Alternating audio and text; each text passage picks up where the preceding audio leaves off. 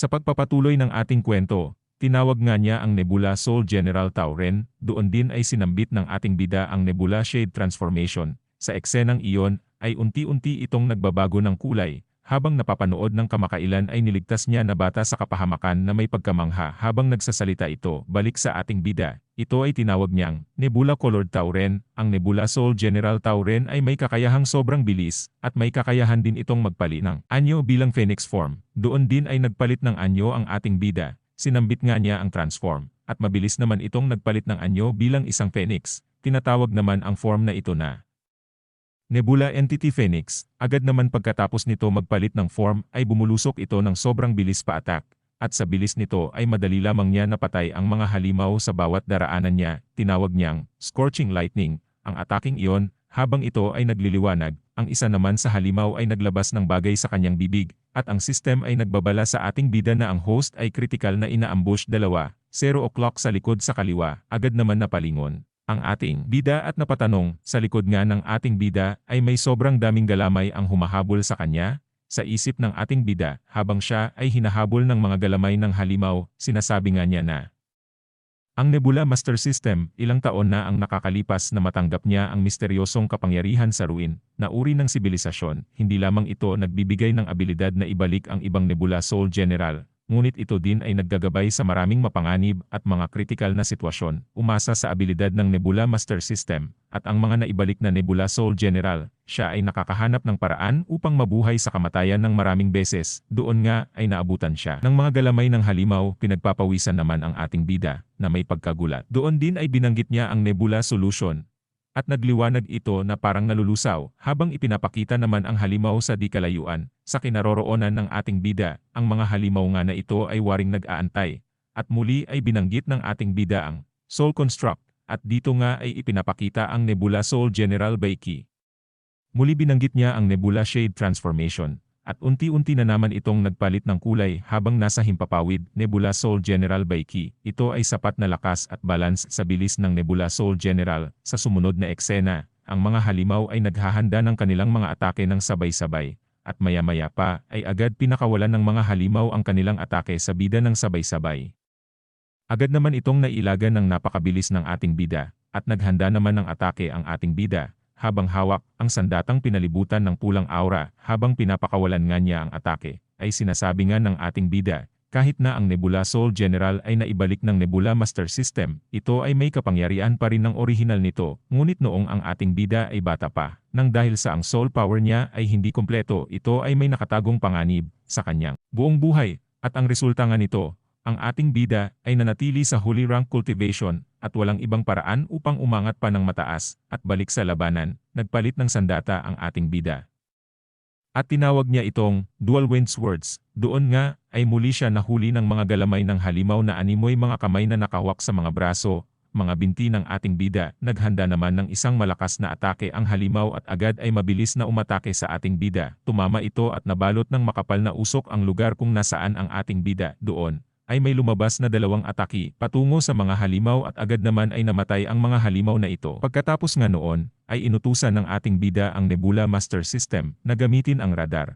iskan ang lugar at alamin kung mayroon pang natitirang buhay, at agad naman siyang sinunod ng system. Ipinakilala naman ang anyo ng Nebula Soul General bilang si Nebula Soul General Eobing. Maya-maya pa ay sinabi na nga ng SHATEM na scanning completed. 30 milya sa palibot ng pinaglaban ng lugar nagpapakita na walang kahit sinong tao ang nabubuhay, at doon ay sinabi niya na magaling at Nebula Shade Transformation.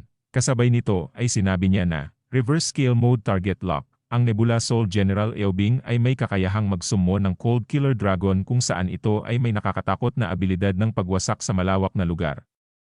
Naghahanda na ang ating bida upang umatake sa mga halimaw at doon ay pinakawalan niya ang napakaraming atake ng sabay-sabay. Sumisigaw nga sa sakit ang isang halimaw habang sinasalo nito ang atak mula sa ating bida. Pagkatapos nga ng maramihang malakas na atake, ay agad naman na nagpaalala ang system ng 2 beses sa ating bida na ang soul power ay na-overload, at agad naman na sinambit niya ang Nebula Solution. Habang ito naman ay bumubulusok ng mabilis sa lupa, at pagnasak niya sa lupa, ay binanggit naman niya ang Nebula Soul Construct. At sa makapal na usok na sanhi ng kanyang pagbulusok pababa, ay natatakpan ng panibagong anyo ng kanyang Star Soul General. Maya-maya pa nga ay ipinakita na ang sandata, at pagkahawi ng usok, ay tumambad ang panibagong hitsura nito, at tinawag niya nga itong Nebula Sol General Lubu. Ang Nebula Sol General Lubu ay may unparalleled na lakas, habang nagpapaala ang sistem sa ating bida ay isinubo niya ang pills, at sinambit ng ating bida ang Nebula Shade Transformation, Nebula Colored Lubu, at sa sumunod na eksena ay makikitang sumisigaw na ang mga halimaw. Doon nga habang pasugod ang ating bida sa mga halimaw ay ikinwento nga niya kung paano niya nakuha ang system. Noong natanggap niya ang Nebula Master System, siya ay nakatanggap ng parte ng bumagsak na ancient civilization, ang sangkatauhan na ginustong mabago ang planeta sa paggawa ng high-tech civilization. Sila ay nagpalipad ng milyong artificial satellites sa labas ng planeta, at nagtayo ng vast network of stars, ang network na nagbibigay ng walang katapusang energy source para sa ancient civilization, na nagsagawa ng energy materials conversion, at ang space printing technology through the Nebula Network. At sa tagal na pagbabakasakali ng imposible, ang ancients ay hindi na kontento sa ganun lamang.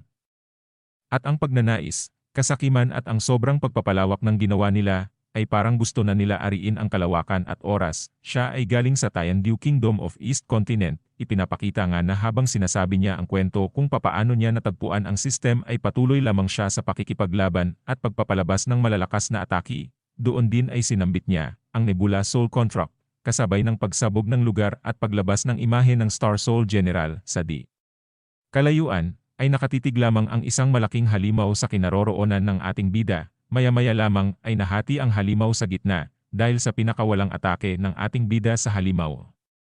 Habang nagbabago naman ang kulay ng kanyang Star Soul General, sa atake ngang kanyang binitawan, ay marami siyang napatay na halimaw. Habang inihahanda ng bida ang susunod na atake, ay napansin niya ang crack sa kanyang likod. Doon nga, ay lumabas ang halimaw at mabilis na nagpakawala ng malakas na atake. Sa ataking iyon buo niyang nasalo ang atake ng halimaw at agad naman na nagpalit siya ng panibagong Nebula Soul General. Kitang-kita nga ang pagod at ang hinihingal na ating bida sa nangyari, at ang system ay muling nagpalala sa ating bida na kulang ang soul power. Napamura na lamang habang napapasabi na mukhang naubos na niyang makain ang lahat ng soul renewal pill. Sa sumunod na eksena nga, ay naghahanda na ng isang mapaminsalang atake ang halimaw at inihagis nga ito sa ating bida. Ang ating bida naman ay naghahanda na upang mag-counter sa ataking iyon. Pinaikot-ikot nga niya ng mabilis ang kanyang sandata hanggang makabuo ito ng tila buhawi na naging counter naman sa atake na paparating sa ating bida. Nagsimulang magkaroon ng pagsabog sa pagbanggaan ng dalawang atake, at kasabay nito ay may isang itim na galamay pasugod at papunta sa ating bida.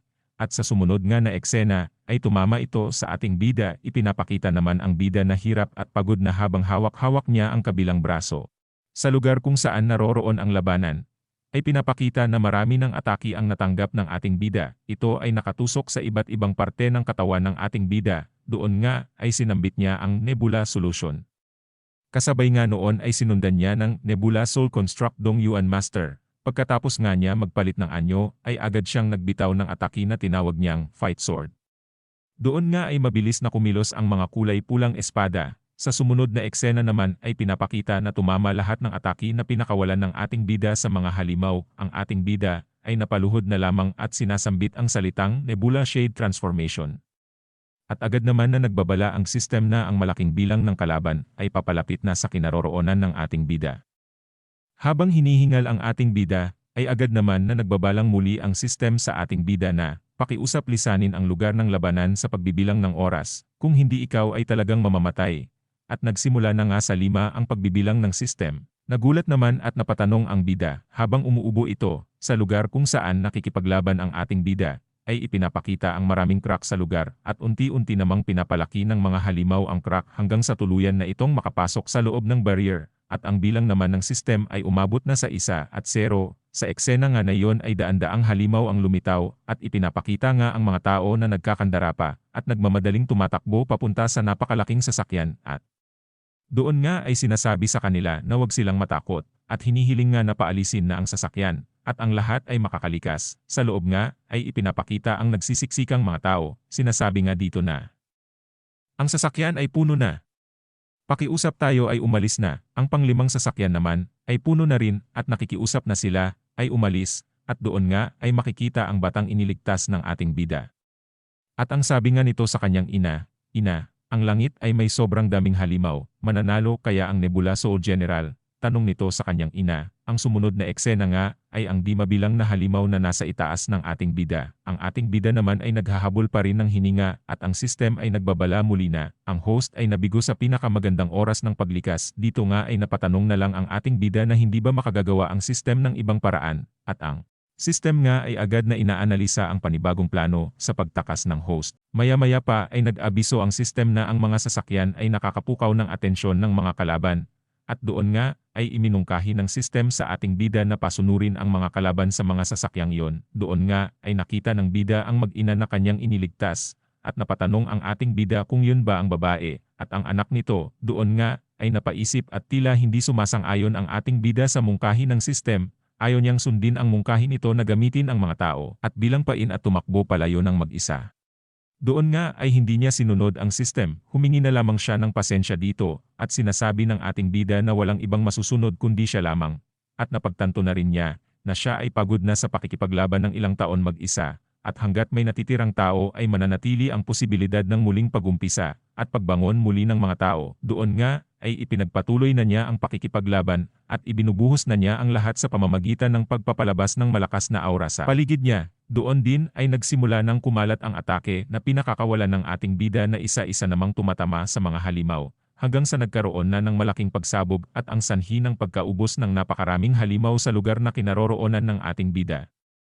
Sa sumunod na eksena, nagkakaroon na siya ng ulirat habang may naririnig siyang boses na tinatawag ang kanyang pangalan. Doon nga ay naaaninag na niya ang animoy figura na tumatawag sa kanyang pangalan. At napatanong ang ating bida na kung sino ito. Sa kasalukuyan nga ay nasa loob ng kanyang silid ang ating bida at tila pagdilat ng kanyang mata ay napatanong ito na kung nasaan siya at ano ang nangyayari. At sa naaalala niya, siya ay namatay kasama ang mga kalaban sa labanan. Nagtataka siya kung bakit hindi pa siya patay. Napahawak na lamang siya sa batok habang nagpatuloy na nagtataka at maya-maya pa nga ay napagtanto na niya ang sitwasyon na siya ay nasa katawan na ang suot ay ang uniforme ng Marshall Institute. Nagtataka siya, habang napagtanto niya na siya ay 18 taong gulang pa lamang sa panahong iyon. Tumayo siya, naguguluhan sa nangyayari. Maya-maya pa ay nalaman nga niya ang taon kung saan siya ay bumalik sa nakaraan at iyon ang taon na 1330 ephemeris. Napapatanong siya kung iyon ba ang Tiandu Kingdom sa East Continent, ang Nanzhou Marshall Institute. At muli ay napatanong siya sa sarili na kung siya ba ay bumalik 60 taon ang nakalipas. Ito ay ang Yuanding Citadel, ang middle-class city sa southern borderline area ng Tiandu Kingdom. Habang ipinapakita ang lugar ay sinasabi nga ng ating bida na narinig niya 400 taon na ang nakalipas na ang unang prinsipal ng Nanzhou Marshall Institute ang nakatagpo rito at ito naman, ang Nanzhou Marshall Institute, ang isa sa 3 pinakamalaking institute sa Chandao. Sa eksena ng ito ay ipinapahayag na ang susunod na laban ay ang Blue Side No. 27, Class 7. At ang katunggali nito ay sa Red Side No. 3 Class 10. Doon nga ay sinimulan na ang laban sa Marshall Institute Arena. Sa pagpapatuloy nga ay ipinapakita ang sagupaan ng dalawang magkatunggali. At nagkakagulong sumisigaw ang mga manonood at sinusuportahan ang kani-kanilang pambato. Doon din ay may tila bagong salta na estudyante at namamanghang na saksihan ang paglalaban ng dalawang Soul General. Sinasabi nga niya rito na ang berdeng kagamitang makina na para sa mga estudyante ng Marshall Institute.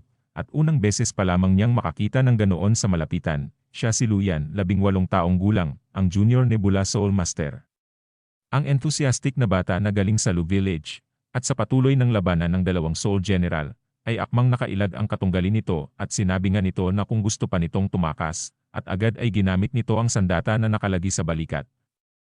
Habang ang manonood ay nagulat, ang iba naman ay pinapalakas ang loob ng kanilang pambato. Sa laban nga, ay agad na nakaiwas ito sa atake na pinakawalan ng isa pang kalahok. Sa eksena nga, ay sinabi ng isang manonood na estudyante, ayan na, ang postura.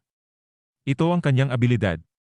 Ang huge win/returns. At sinabi nga nito na ang kanilang Class 7 ang talagang mananalo sa round na iyon. Sa eksena ngang iyon ay umatake na ito at tinawag nga niyang Flying Tooth Flow Huge Win/Returns ang binitawan niyang atake.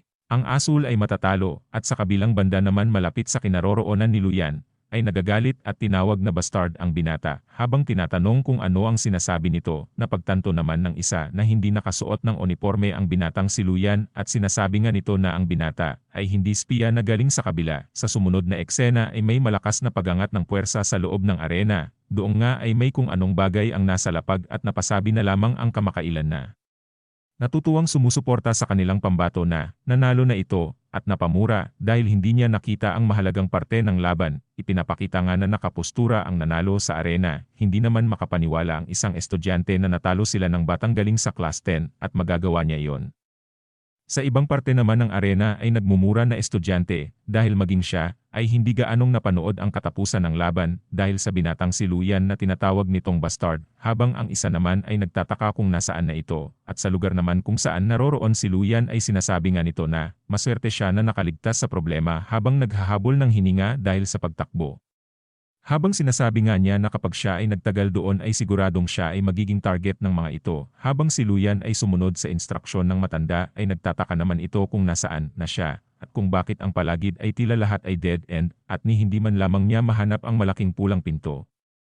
Maya-maya pa habang hinahanap ang pupuntahan, ay naiinis na ito na puro dead end ang kanyang nadaraanang lugar, kung kaya't napagpasyahan na lamang niya na tumalon ng mataas kahit na ito ay may kataasan. Ipagsasama niya ang Nebula Soul Power para palakasin ang kanyang katawan upang nagmakalaktaw at sigurado naman siya na walang magiging problema. Agad naman na naghanda si Luyan upang malampasan ang pader na nasa kanyang harapan. Doon nga, ay tumalo ng malakas si Luyan habang may pagkasabi. Maya-maya lamang ay matagumpay siya na nakarating sa kabila, agad naman ay naging alerto ito habang ipinapakita ang seryoso netong mga titig. Doon nga ay nakita niya ang silid palitan o paliguan ng mga babae. Napatanong naman ito kung ano yon, habang ito naman ay nagugulantang. Agad naman ay napansin ng magandang dalaga na nasa loob ng silid na iyon na tila may kung sino ang nakatingin sa kanila. Ang babae ngang ito ay pinakikilala bilang si Hian, 18 taong gulang, at nasa Golden Stage Nebula Soul Master, leader ng Class 10 sa Marshall Institute. Sa eksena nga na iyon ay sumabog ang dugo sa ilong nito at agad na tinakpan iyon ng binata habang namumula, ngunit ang kanyang pagkubli ay hindi na maitatago sa namumula at galit na dalagang si Hian, at habang namumula rin naman ang babaeng kasama nito na tila nagulat, sinabi nga nito na ang manyakis ay naroroon at ito ay hulihin. Agad namang kumaripas ng takbo si Luyan habang itinatanggi na hindi siya iyon at nagkakamali sila ng hinala at iyon ay hindi niya sinasadya. Nasa likod naman ang mga kababaehan na humahabol at galit na may hawak na espada. Sinasabi nga sa isa sa mga ito na wag nang magpalusot habang tinatawag siya na bastard. Takot namang sinasabi ng binata na talagang hindi niya yon sinasadya. Maya-maya lamang habang siya ay tumatakbo ay minalas na naman siya na napunta sa dead end, at sa likod naman niya na naroroon ang mga humahabol sa kanya, at sinasabi nito na tingnan natin kung hanggang saan ka pa makakatakbo. Habang tinatawag siyang baliw na bastard, agad namang ipinagtatanggol ng binata ang kanyang sarili. Sinasabi naman ng isa pang dalaga na wag na lamang siya magsayang ng laway at parusahan ito ng kalahating kamatayan at itali, at dalhin sa headmaster. Sumang-ayon naman dito ang isa pang dalaga. Maya-maya lamang ay nagmamakaawa na lamang ang binata sa kanila, at humihingi ng patawad na habang sinisisi nito ang matanda sa tarangkahan na nagturo sa kanya ng direksyon. Shout out po, bago lamang po ako. Sana po ay suportahan niyo mga kahilig para sa mga susunod ko pa na upload ng manhwa na ito. Huwag niyo po kalimutan na mag-subscribe and like at i-active ang notification bell para po sa update ng kwento nito. Maraming salamat po.